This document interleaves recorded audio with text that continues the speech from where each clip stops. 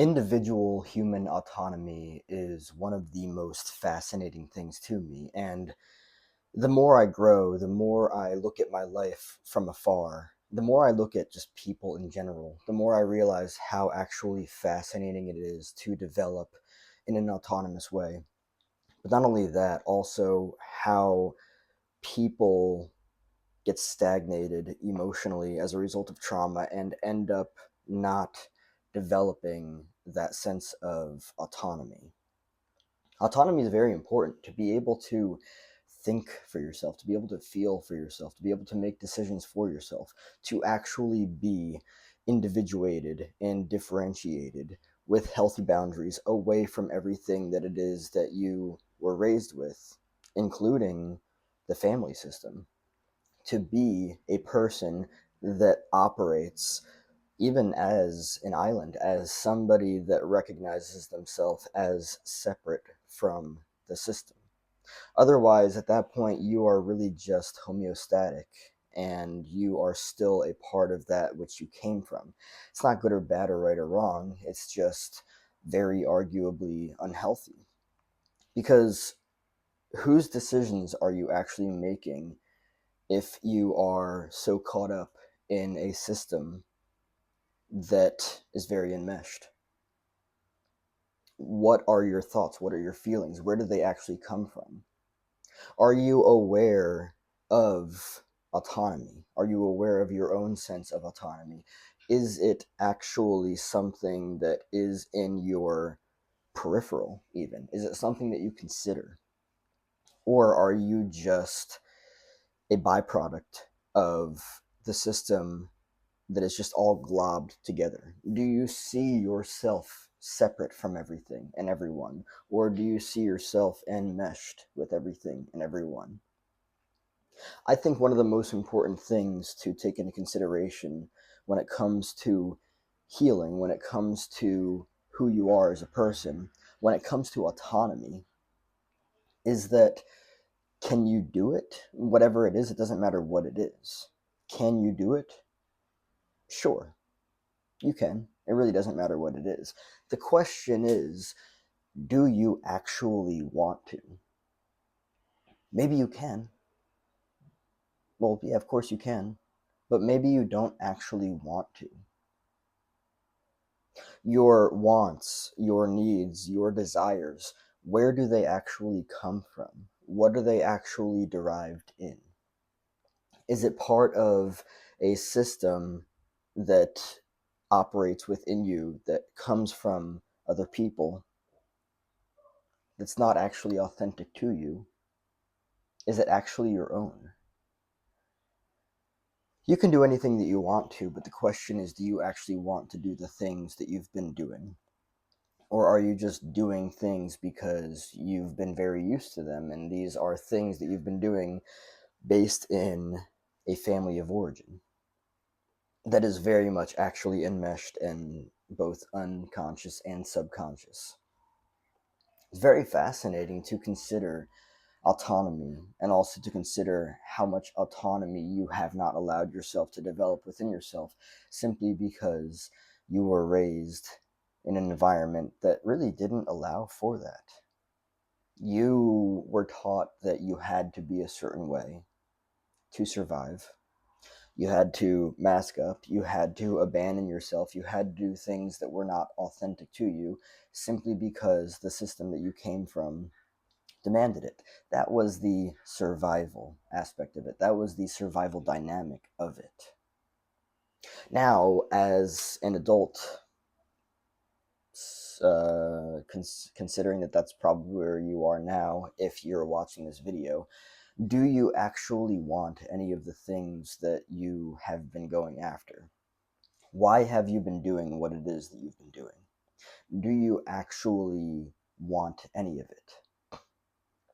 These are questions to consider as you dive into your own sense of personal development and self refinement.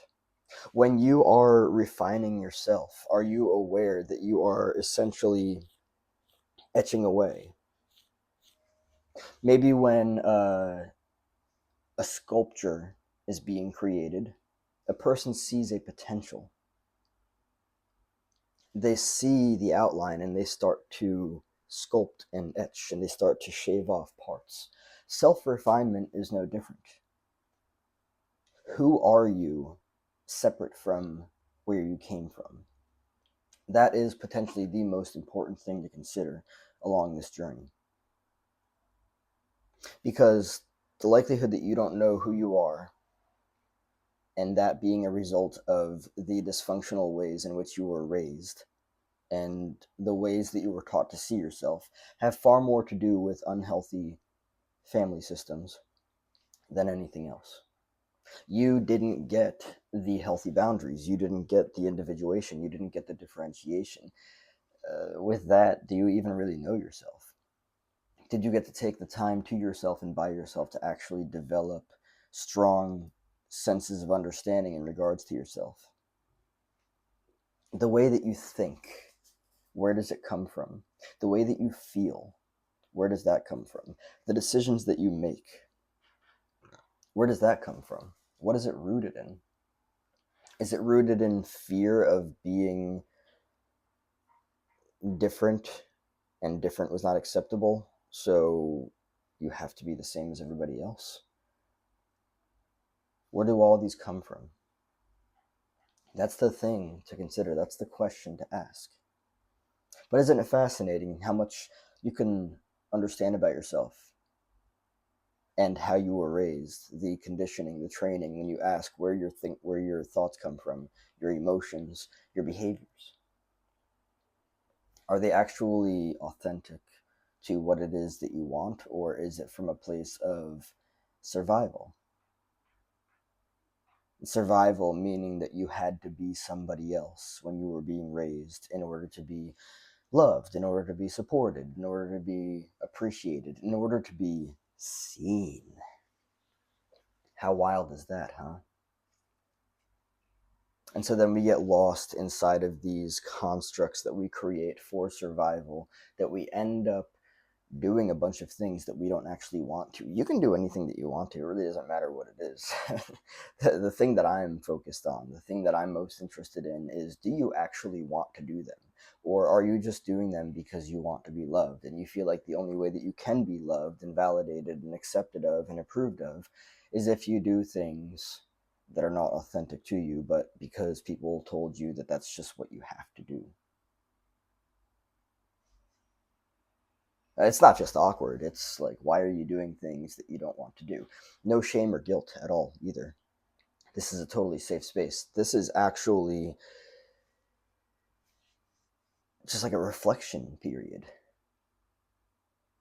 You do things. Do you want to do those things? If you don't want to do them, why are you doing them? It doesn't matter what it is.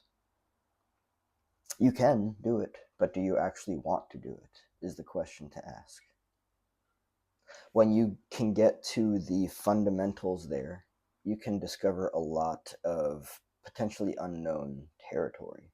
And with that, transformation. It's wild how much you can transform simply when you become aware of what it was that you were previously unaware of. When you step into the unknown after being in the known. And then when you start to realize that there's really nothing to be afraid of in regards to any of this stuff, that's a powerful moment. And when you actually sit with yourself and you actually look at the things that you've been doing and you start to discover, wait a second, I've never really wanted to do any of these things. Okay, that's fine. It's not good or bad or right or wrong. It's just that that is a moment in and of itself of power.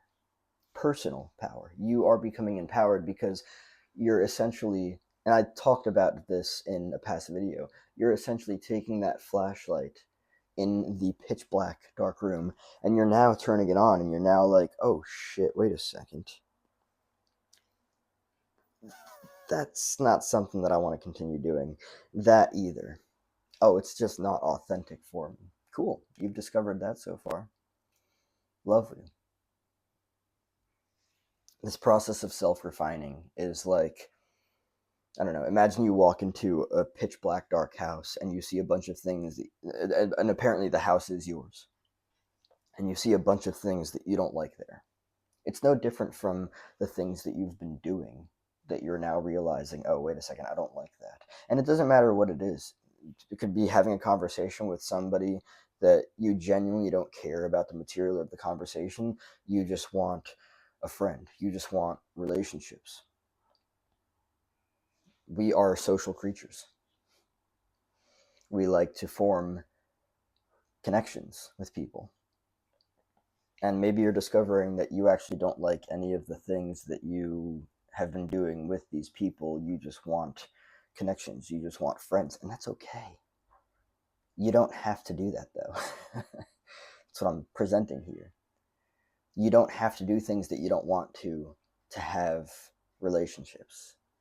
There are people out there that are interested in the same things as you, and you will transform based on how you approach relationships if you form relationships with people that are actually authentic for you, and not just sitting there listening to somebody talking about something you don't give a shit about simply because you're trying to have friends. Why are you doing what you're doing? Are you aware that you don't have to do things that you don't want to do? You might not be aware of that. You may have literally been raised to believe that you have to do things that you don't want to do. You don't. Just understand that. Become aware of it. It can really not only be the start of this for you, but it can transform a lot of things for you.